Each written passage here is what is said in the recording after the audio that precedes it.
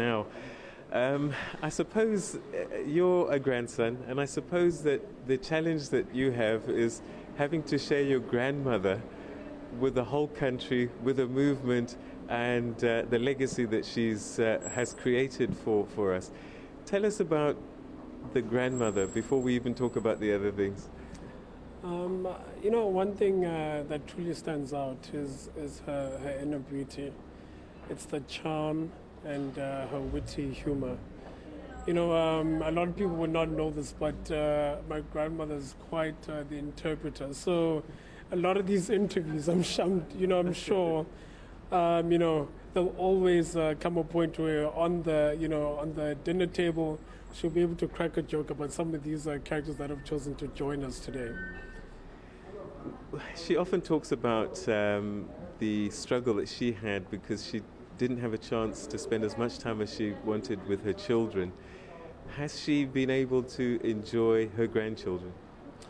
Peter, it's funny that you say that because I don't think we've ever felt as if our grandmother was never there for us.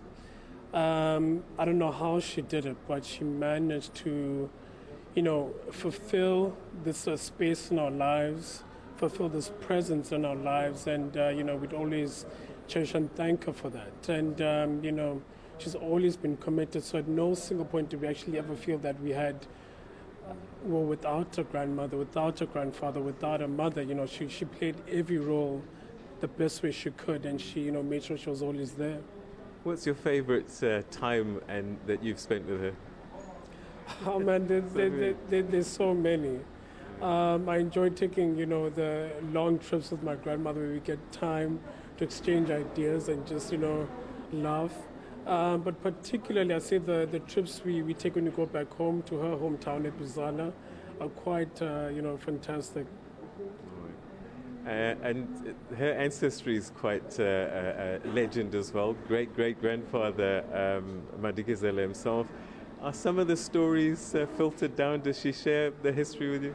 Oh yes, quite a lot. I think one of the stories that really stand out is how she'll always relate to how even her father, how her father always would have wanted a boy instead of the girl that he got. So she had a lot to prove.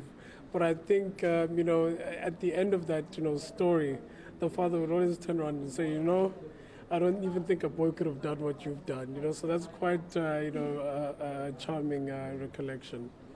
All right, maybe finally, how would you want people to know her?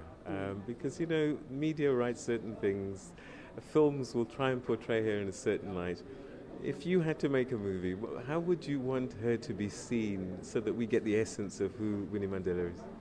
Look, in order to really answer that, our organization, Mandela Legacy, together with our partners and stakeholders, Career Box, have do work in various fields of social parameters, primarily education, gender equality, family first, and youth and employment. But particularly with youth and employment, we've got quite a strong agenda in really creating more opportunities for the youth of this nation.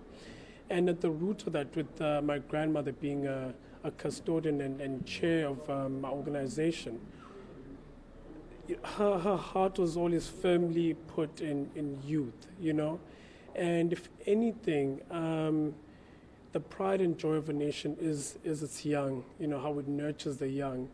And for as long as we can consistently have an image of her and how she's always cared for young people and how she's always empowered young people, because I truly believe that this will be her legacy.